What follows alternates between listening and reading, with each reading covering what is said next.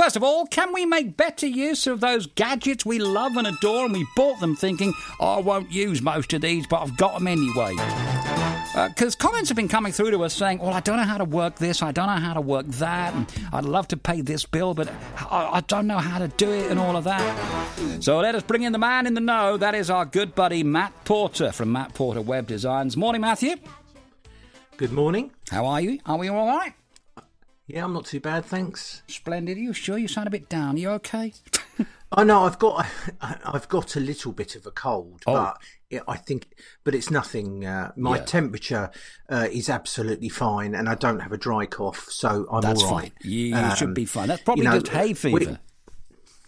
Yeah, possibly. Could be. I think that we're all together in the house, and we're all very good at passing germs amongst each other, and hopefully that'll stay that way rather than from anywhere else. But there you go. Yeah, I'm fine. We've had various messages through because everybody is assuming. A lot of people assume that everybody's online, and that is probably the case if you bring in, mobile phones and all of that. But they're assuming that people know how to work the stuff. I thought we might have a little look at, how we get some of these gizmos and gadgets to work for us, Matt. But I want to begin with the advice that's been talked about in terms of the broadband. It's the case that we're sort of being asked to be careful with it, Matt, aren't we? Yes, we have a fairly good broadband network in the country. I'm sure there's a few people in the rural parts of Suffolk that would argue differently, but generally we've got quite a good network in place. In fact, it's the management of it comes from Suffolk itself, so it's you're right in the heart of it there. But what we have to bear in mind is that when these networks were designed, we weren't just given the biggest possible cables everywhere so that we could be forever increasing our usage. There were plans put in place that how much was likely to be needed at peak times, and of course, because so many of us are at home, we're using our home broadbands much more than we ever have. We're being asked not to stream, but to download. Now, there is a difference. Whilst the data transfer might well be very similar, by downloading, you can do that at off-peak times, can't you? You can't, streaming happens there and then.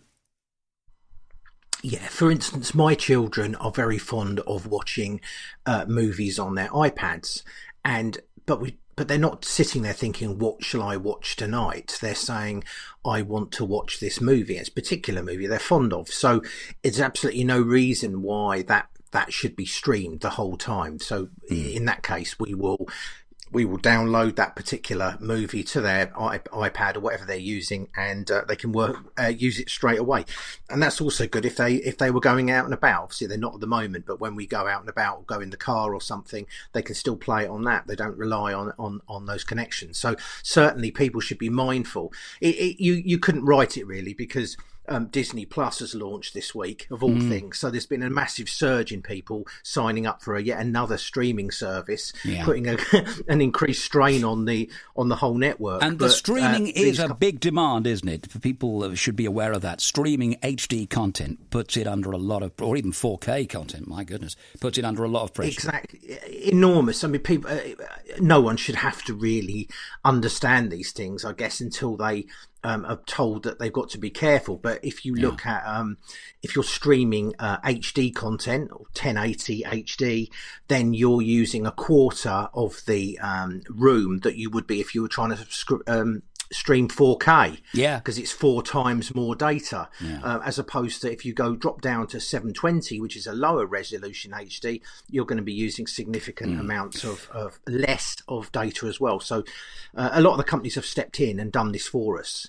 So they've limited it. With the BBC iPlayer, you can download, can't you, and watch it at another time, which is going to make a difference if you can do it in the night or something. Other advice that we've seen come through, Matt, and this is the it might sound obvious, but not maybe to everybody, the position of your Wi-Fi router, with people, some, saying, oh, I can't get decent Wi-Fi in this house, and then you find out they've got it behind the fridge or something. It is actually quite important where it goes. This has been for 20 odd years. When I was an IT engineer 20 odd years ago, I used to go to businesses and to people's houses as well to troubleshoot their network issues then, and people would have these very large houses and they wouldn't be able to get Wi-Fi from one end of the house to the other, and there are lots of things that stop you getting a signal. One of them is bathrooms and kitchens, because anywhere, and even airing cupboards or places where there is a water tank, anything that has water will block the signal. So generally kitchens, bathrooms and water tank areas. So if you are in line of sight, if you like, from those, you're going to get a weakened signal if they're in the way. Also, there is an issue with interference from other devices. Microwaves, for instance, Yes.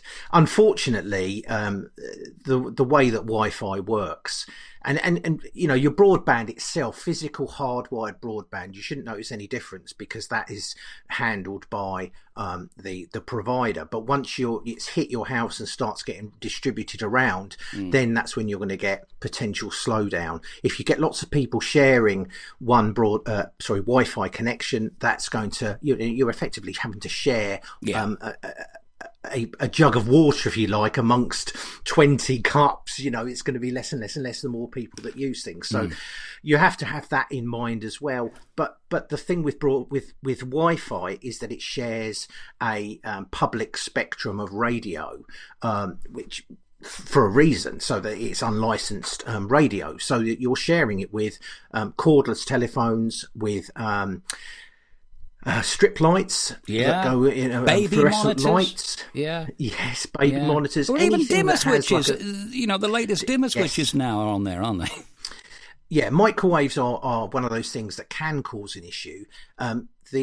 They have taken steps to try and stop leakage of microwave radio signals, and that's why on the front of your microwave you'll see that there's kind of like a metal grill on the a mesh, and that mesh is meant to be smaller than the size of the wavelength of the frequency that's broadcast from it. Right. So it's meant to block a substantial amount of it. But yes, I've seen tests where monitoring equipment is set up and then someone switches on a microwave, and it completely floods the whole place with interference. And of course, the broadband router itself is intelligent enough to move frequencies around and jump around to try and find the best, but it is going to have an effect. And there's two frequencies, 2.6 and 5, I think. Yeah, 2.4. 2.4, sorry. Yeah. And 5.8 is less interference, but the distance it can travel, it doesn't is lower, penetrate as well. So you need to be frankly as close to it as you can get. That's the bottom line, isn't it? You need to be near it. What I found works very well is that there are adapters called Ethernet over power.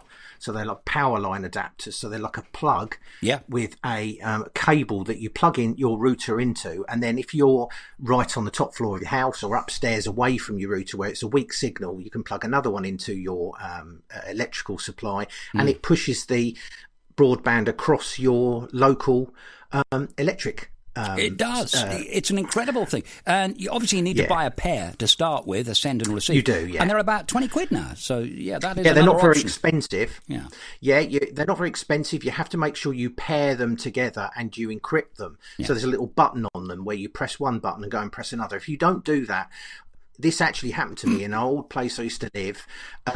I unplugged my router and then realised I still had broadband. And amazingly, I was connecting out of my ring main into my next door neighbours No! and picking up his. Yes, I was able to get his broadband. Yeah. You got to make sure and that doesn't opens happen. up a whole and then suddenly you potentially got access to his computers and all those other things. So, In case you were wondering, that has no impact on your electricity usage, by the way. It uses the same cables, but that's the only similarity. Yeah, All right, you're effectively using it, yeah. Matt Porter, the Gadget Man from Matt Porter Web Design, on the show with us today. We've had a look at how we can make our technology work just that little bit better by putting it in the right place and not streaming and going nuts with your service, but maybe downloading, late at night when not many other people are on it.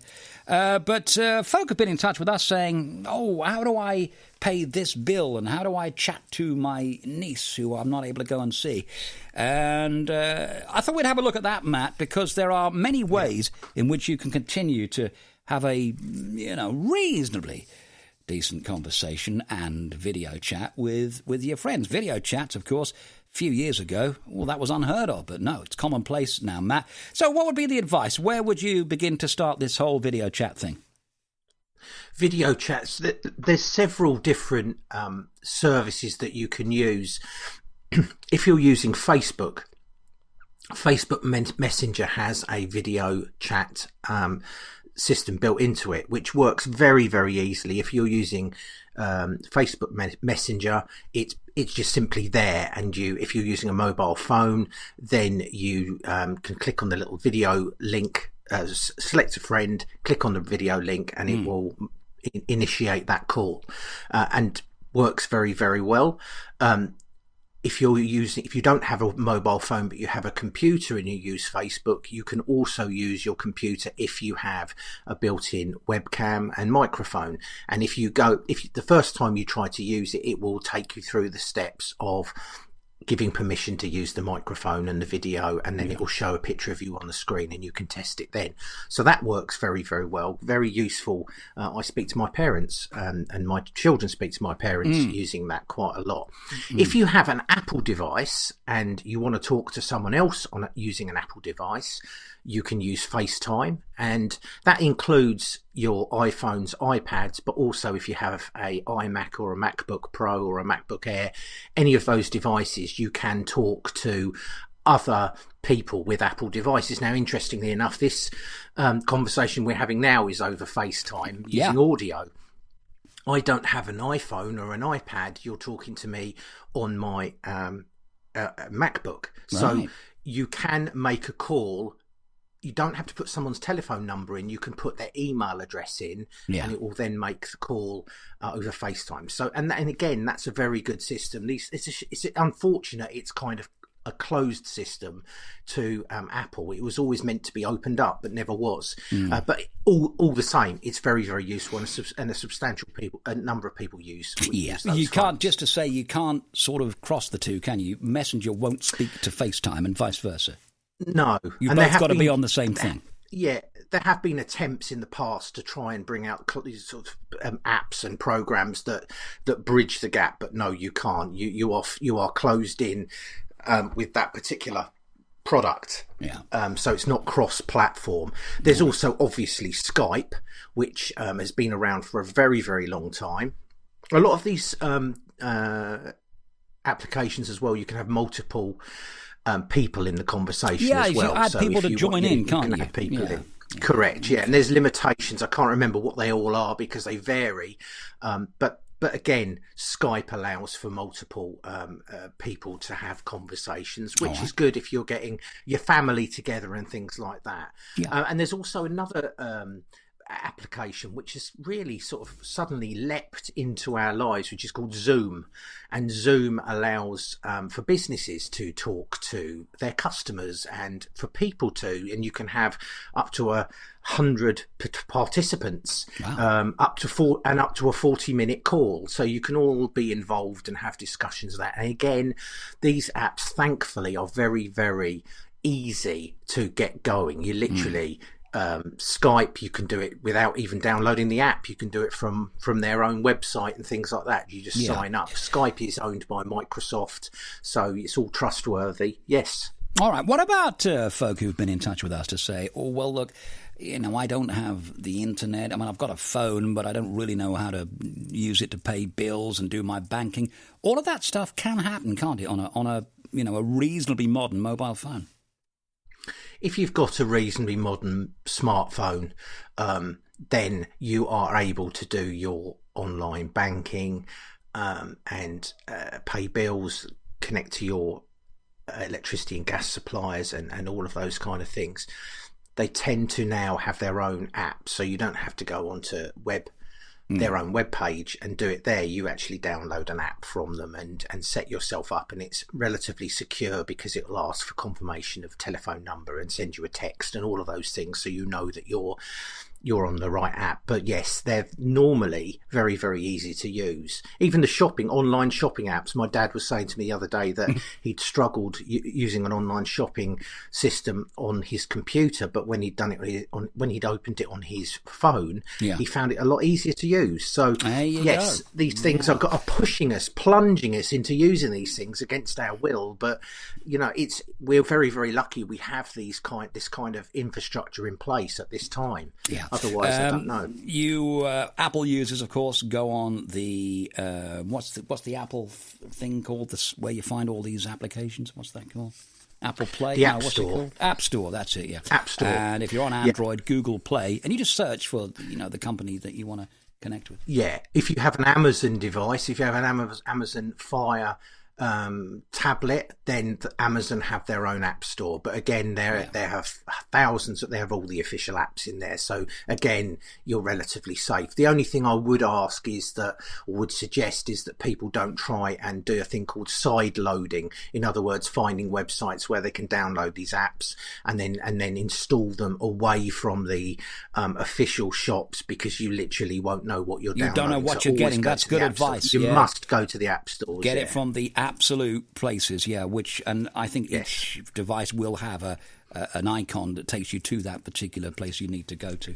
Correct. All right, brilliant. We'll do more of this in the forthcoming days and weeks. For the moment, Matt Porter, the guru guy from Matt Porter Web Design on the Internet 101. There you go, Matt. Great to speak to you. Keep safe, my friend.